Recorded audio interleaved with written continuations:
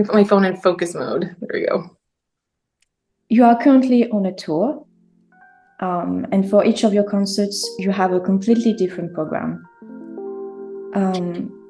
How is it challenging for you as a musician, and how do you choose these programs? Like, do you have a specific idea before selecting the pieces, or does it come differently?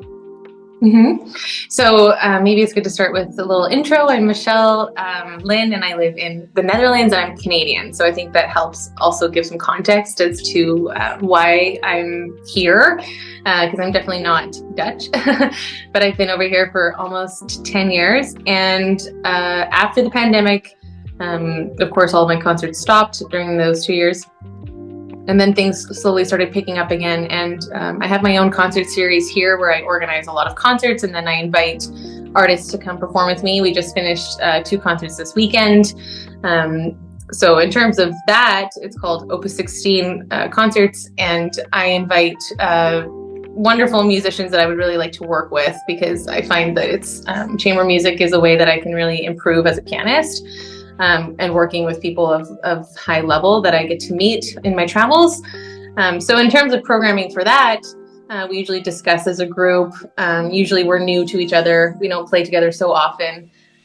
So, we had this past weekend a cello sonata and a violin sonata, and then a trio where we came together, all 3 of us. And I just simply asked them, what are you guys interested in? And I wanted to do Prokofiev, and he wanted to do Shostakovich. So we compromised and we did Shostakovich. So I think there's just a matter of getting to know each other a little bit as musicians and saying, what would we like to work on? But also, what does the audience like to hear? What would be interesting for them?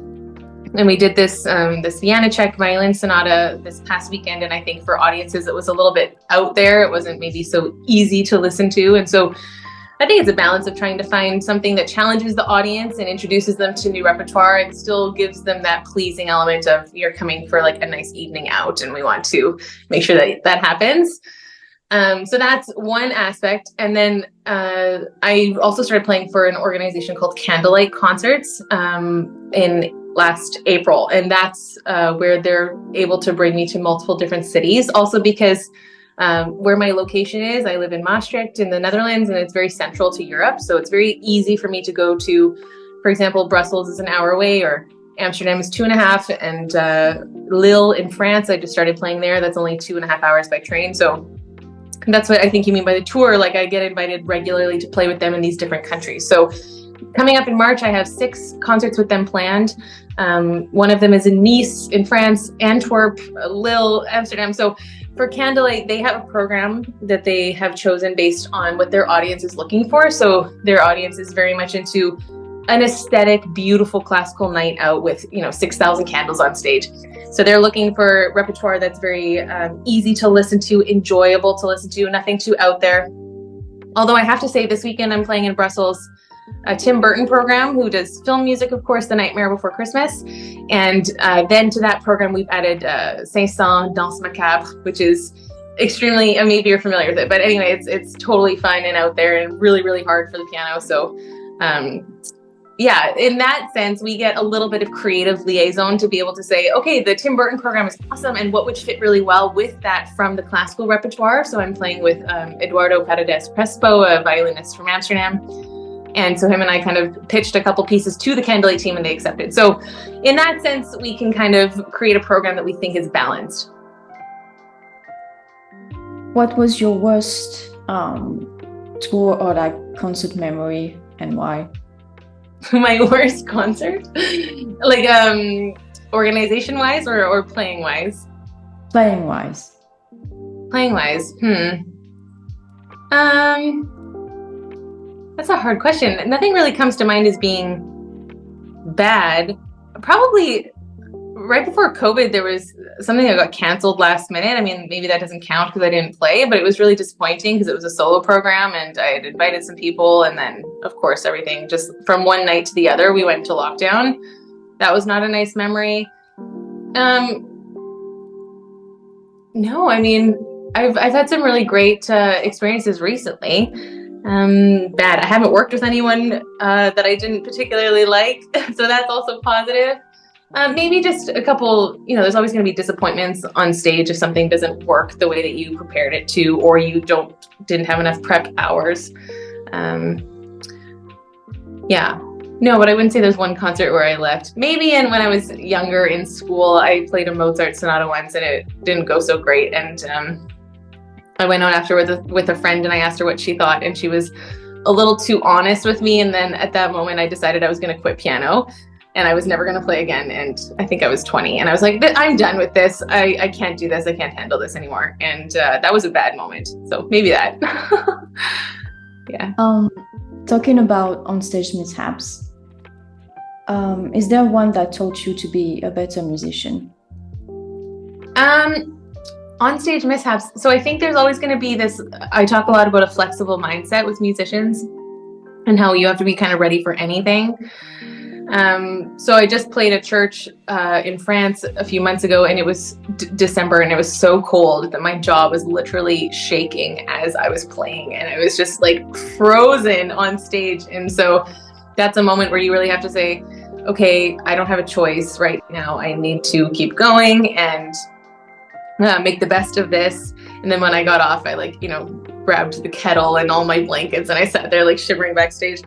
And then I think, if something doesn't work on stage that you tried, you just jump to the next section. And I think in terms of mindset, it's really important to say that's behind and like what's coming next, and anticipating what's coming up.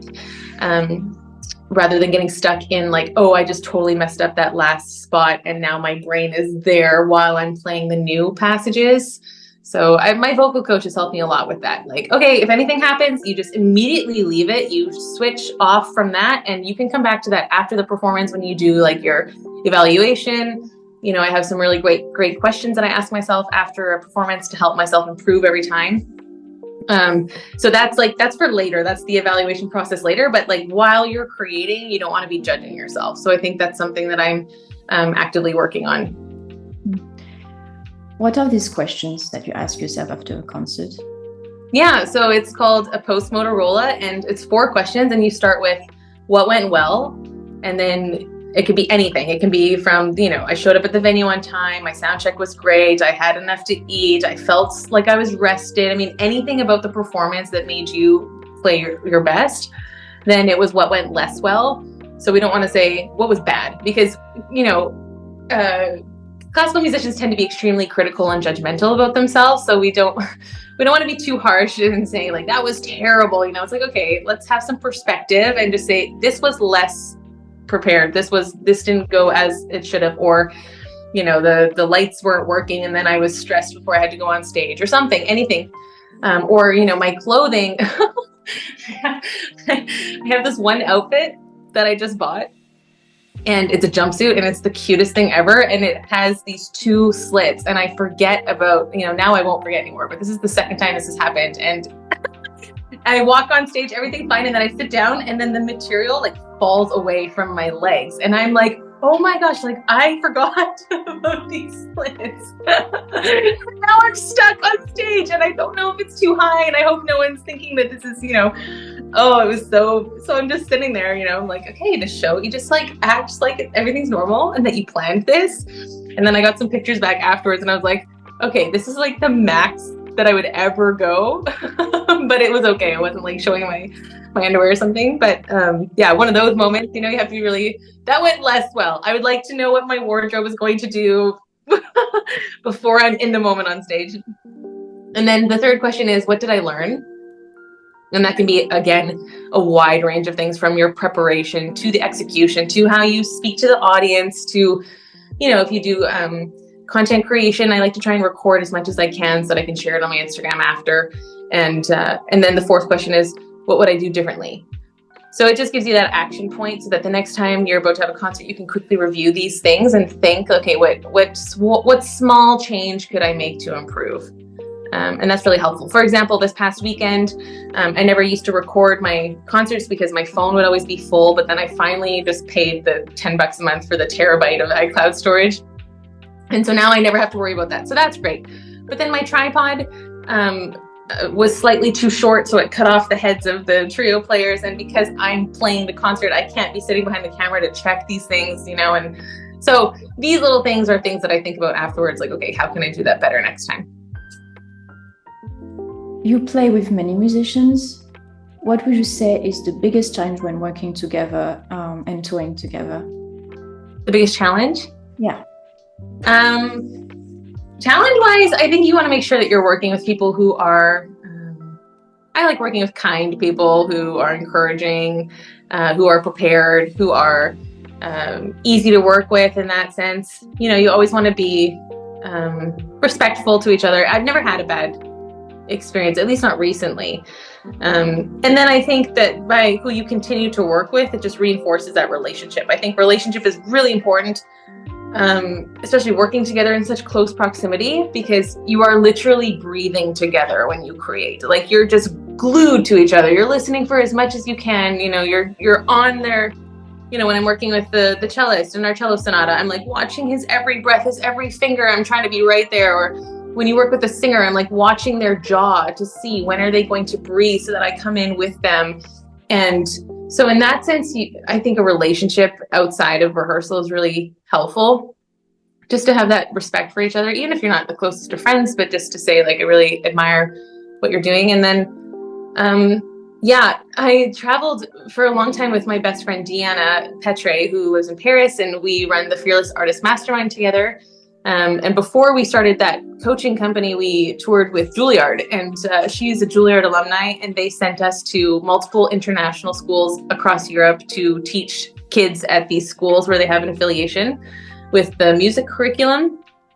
And so that's where I really learned, Deanna and I are like on every train, every bus, every taxi together. Then we have to play together. We had long days of teaching, and I couldn't believe how well things worked between us. We have different personalities, of course, but just to have that respect of, like, it's 4 a.m. and we're going to make sure that we're super kind because we would really rather be sleeping right now.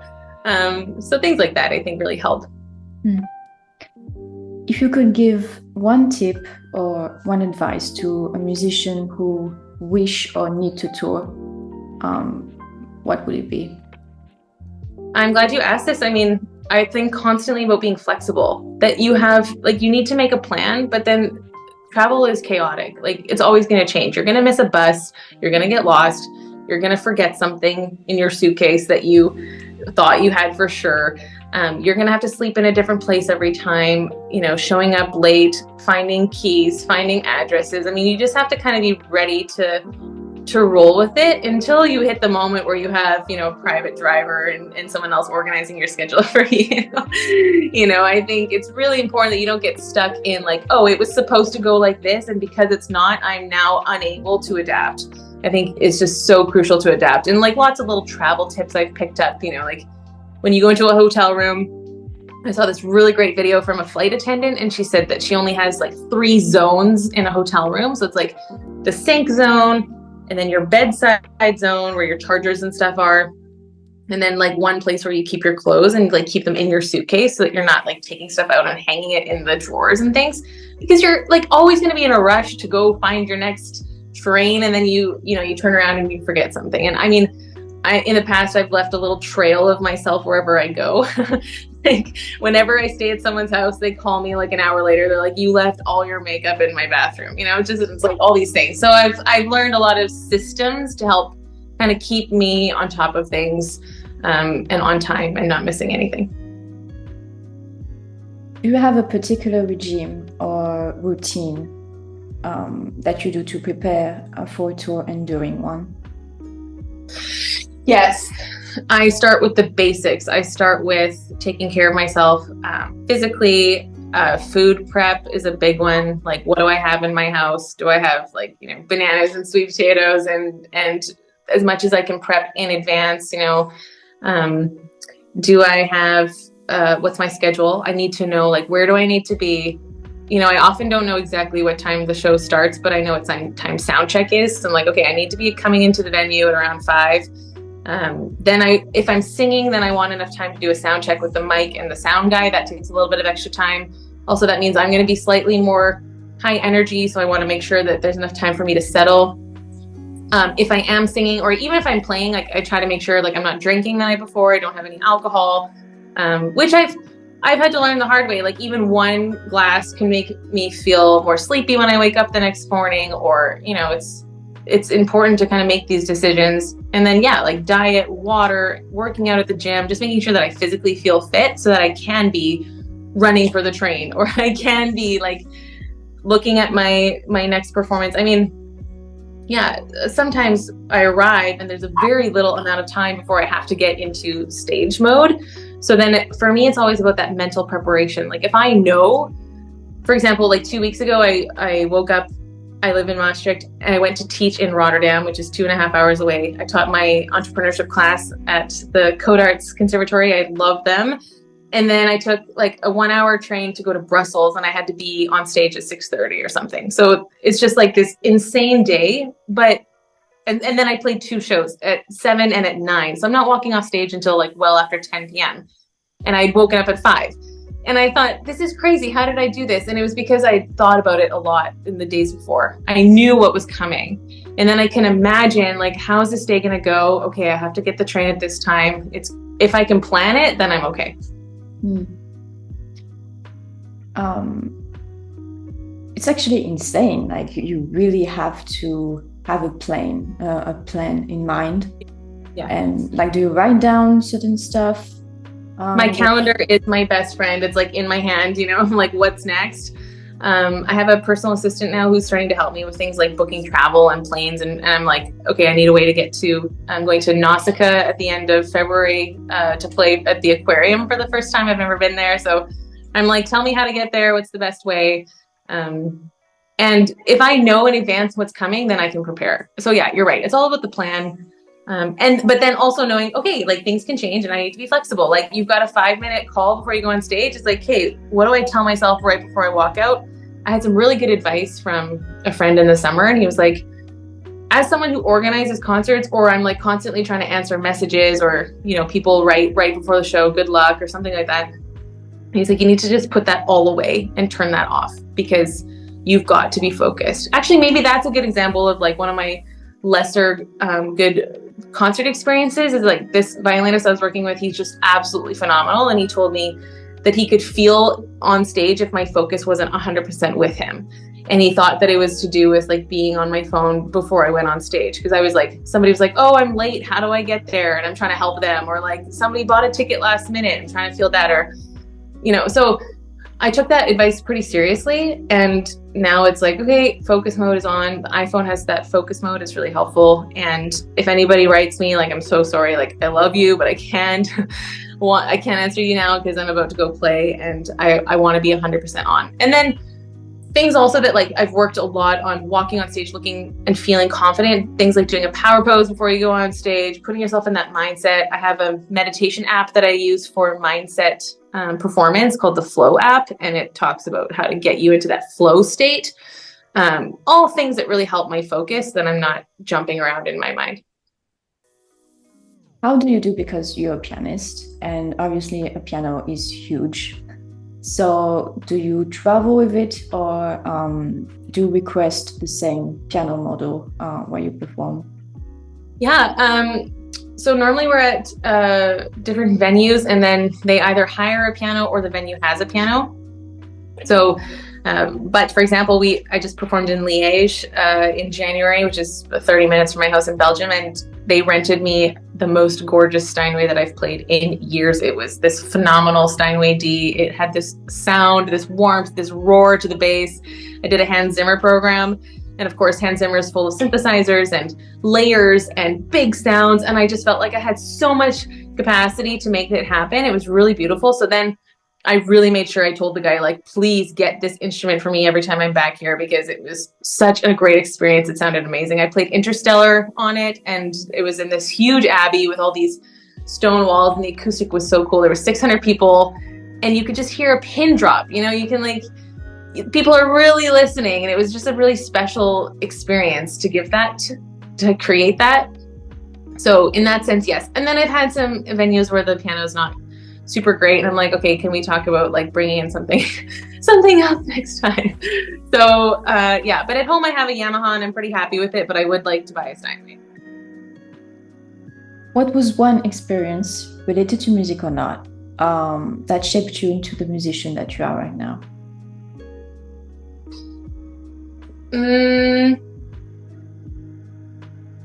I get a lot of inspiration from people that I admire, talking to people who inspire me, going to concerts. So, I mean, that's a pretty good example of any concert that I've been to that has inspired me. I mean, classical music concerts, yes, but also something like even seeing Coldplay live last year just reinforced in me this idea that I want to be an artist who serves and gives and is generous, and the energy that they put out on stage from start to finish, you know, and they just gave 200%. It was so impactful. I was really touched. Or I heard a soprano, Joyce DiDonato, give a masterclass at Juilliard once, and she said, you know, you want to sing to the people who paid $150 a seat in that row right there. You want to walk on stage as an artist where you're just giving as much as you can. You're sending this energy out to be able to connect with people and communicate with people. So I think that's something I think about a lot. Like when I walk out, I want to be giving and creating something for the people to experience. And it's me doing it, but it's so much more than me. It's this art that we all come to love and the experience that you can give people. I had someone in Brussels come up to me 2 weeks ago and she said, I haven't felt emotion like this since before the pandemic. Thank you so much for what you gave. You know, she had like tears, and she gave me a book of drawings that she had been doing. And they were like these gorgeous birds, these exotic birds. And she said, I'd like to give you this as a gift to thank you. And I just thought, this is really special that people can connect on this level, and that we can create this experience for them. So yeah, that's something I think about. That's just amazing. Like, I love the way that you think, you know, to give everything that you have on stage. Yeah. So you're also a singer, which is absolutely amazing. Thanks. How did singing inspire you and maybe help you with the piano? And are there some lessons that allowed you to have a deeper understanding of your first instrument? Yeah, that's a great point, because I just had this conversation this weekend with someone that I think every musician should have 2 instruments, because you learn so much from the other and they complement each other so well. So I started singing first before I started playing piano. Actually, when I was very young, I sang with my dad's band when I was 3, and I was in like this singing and dancing group when I was little. My mom helped me so much get into that and like memorize songs and sing. Singing was always a huge part of my home growing up. So I think it was something that was very natural to me. And then I ended up studying classical voice for many years. And then I also did it as a second study in university. So it was always there, but of course, piano is my thing. It's my primary instrument. And then when I moved over to Holland, I started singing a lot at church, and it's kind of more a contemporary style. So then I started developing a more mainstream sound. Then I started taking lessons in mainstream singing as opposed to classical training. And I found a coach here that I work with weekly. And then I wrote an album during the pandemic. So it's just kind of evolved from that. But so many of my coachings with my vocal teacher are things that I use in my playing. Like, you know, what we were just chatting about when you're on stage, how do you give a generous artist? I mean, the mindset, the focus, the concentration, the confidence when you walk out, that you're not self-focused, but that you're really thinking about the audience. Those are all things that I've learned from him. And then of course, like basics like musicianship, breathing, colors, the intention, the communication, all of that stuff are things that come through in my piano playing as well. You released a single called Hold On that I absolutely love. It's very beautiful, Aww. Very touching. Thank you. It's available on all streaming platforms for people who want to listen to it. And you talked about being in pain while writing this song. Could you tell us more about the story behind it and how it was for you to write this song? Yeah, thanks.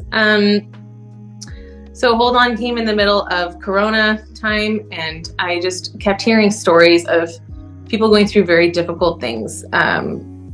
Businesses shut down, concerts stopped, income stopped, health scares, the vaccine coming out, nobody having a clear idea of what we were facing or what we were going to have to endure. And I was reading in the Gospel of John once, and these words jumped out to me. It said, pick up all the pieces, let nothing be wasted. And it was after Jesus feeds the 5,000 people. This is the story of how the bread and the fish were multiplied. And I thought, that's so interesting that when we think that something is wasted or left over, and he said, no, use that. Use what you see in front of you. Use the leftovers and build with that. And I thought, okay, like we have had this huge explosion go off, many difficult stories, and we think there's nothing left. You think everything is over. You think like, I don't know what to do. But it was really this idea of look around and see what you still have and use that to build and to move forward. And I know a lot of musicians kind of had this mindset of either looking for possibilities or looking at everything that had stopped and shut down. And I kind of saw people going between these two perspectives of like, everything has crumbled and it's horrible and we're all stuck at home, which was true. But then there was also possibilities that people were being able to see, like going online or building your online community or finding people to connect with. I did so many Instagram interviews and I did private concerts on Zoom during Corona. So I think I did 30 or 40 where I would invite people to have like a one-on-one experience, or, they would bring their family or their grandma or whatever. And then I had a set list of pieces that I played for them, and just like a 30-minute thing. And it was so beautiful and touching to connect with people in that different way. And that's something that we had the possibility to do before Corona, but we had never done it because we didn't have the limitation of we can't go outside. So Hold On kind of came out of that, like pick up the pieces, let nothing be wasted, and look around and trust that this season won't be forever. It's not always going to be this bad. When you're in that, it feels like it's never going to end. It feels like this is the new normal, but it's not. It was a very difficult and unique season. And I don't think we're ever going to have something like that again. Yeah. Let's hope. Yeah. So I was wondering, who produced and provided background vocals? Yes. So my producer is a Swedish guy named August Green. And again, like I've had this incredible experience the last few years where the people that I needed in my life have just suddenly shown up in front of me. So for example, I mentioned my vocal coach, and I really wanted to study with someone who teaches a certain method, a vocal coach called Seth Riggs. And he is a former like opera singer who then developed this mainstream technique of having one voice, one connected voice through all of your ranges. Okay. And I was sitting at the hair salon across from this lady who starts chatting to me. She's American. And then she says, oh yeah, I danced a headline show in Vegas. And we sang on the Strip for 10 years. And my husband coached me to be able to headline my own show. And I said, your husband's a vocal coach? Who's your husband? And I said, what method does he teach? And she said, have you heard of Seth Riggs? And I literally almost fell out of my chair because I thought, I've been looking for someone to teach this to me. It was so crazy. So then from there, we started working together weekly. And then it came to the time where, my songs were ready and I had no idea how to produce them. I thought, I'm a classical pianist. I play chords. I sing over them. I don't know how to make this sound cool or like what to do with it, So I took a songwriting class and the guy said, well, you need a producer. I was like, okay, I don't know how to find a producer. And then a mutual friend, her partner contacted me and said, hey, I'd really like to take piano lessons with you. And then I found out that he had just released his first album and that he was a singer-songwriter and a producer. And I thought, whoa, like, what is this? Like, he wrote me. I don't even need to look for these people. They just come to me. So it was so cool. We worked together for almost a year. And he taught me an incredible amount, from like the recording process to arranging to adding instruments. On the album, there's a couple session musicians that we hired to play on the track. So one incredible cellist in Nashville played on 2 of the songs that are coming out. And then we had someone in LA do drums for Hold On. And all of these things were new for me and exciting. And I learned a ton from him. So he just moved to Portugal, which is really sad for me, but I'm hoping to go record the second album with him in Portugal. did you had did you have any ideas for the producing part, or was it just him? Once I understood the process of producing, I think I started to, like, as a classical musician, I could hear arrangements, or I could hear specifically background vocals, like harmonies that I wanted. So he did the background vocals for the first song. And then through the album, I sang a couple of the background vocals. And then I would be like, oh, I hear this and I want this line to come through, or balance wise, I could give suggestions, or like, but in terms of the actual feel of the song, there was a couple of things that he just said, let's go in this direction. And I was like, okay, that sounds cool to me. When did you start songwriting, and what pushed you to do it? My first songwriting experience was probably like 2017, 18. And again, it was like through my church community. And we sang, every Sunday, like 40 minutes of songs. And then it was kind of just trying to find more personal songs that would express where we were at as a community and things that were important to us. So I started kind of fiddling around, but being like someone who's had perfectionism in my life so long, I was really unable to ever put something out, because I thought like, well, this is not good, or this is, I don't know how to make it what I want it to be, or there was a lot of fear there, I think, and also just not being confident in my abilities or my voice. And then I had so many people encourage me. Like, people would come up and be like, when are you going to write an album? We love what you're hearing. We love your sound. I have people who can help you. And so, but I was scared, so it took a long time for me to kind of coax myself out of this shell of like, okay, maybe I can actually try this, and overcoming a lot of mindset issues. Like, who am I to be doing this? I'm a pianist, and this is a different genre. I'm a classical pianist, and this is like the pop world. And like, what am I, can you combine those? And then also, like, my fan base, my following is like classical music related. So how do I bring in like a different, so all of these boxes that we like to put on musicians, I think I've been learning slowly to like take the box off. And then I finally put some stuff together, and then I took a songwriting class during the pandemic. It was in the States online, and so it was like 1 a.m. for me in Europe, and I'm sitting there like learning. But that was really great, because we had teachings from the teacher, and then we had to write and give feedback to each other, and we had to submit something every week. And I think for me, that was the fastest way to grow, because I was literally forced to just put something together, submit it to the class, and get feedback. And I think learn by doing is something really important, that you have to force yourself to do it in order to grow, because otherwise you just sit there and you think, oh, it's not good, I can't finish this. And then you have a lot of unfinished half songs. That doesn't really help anyone.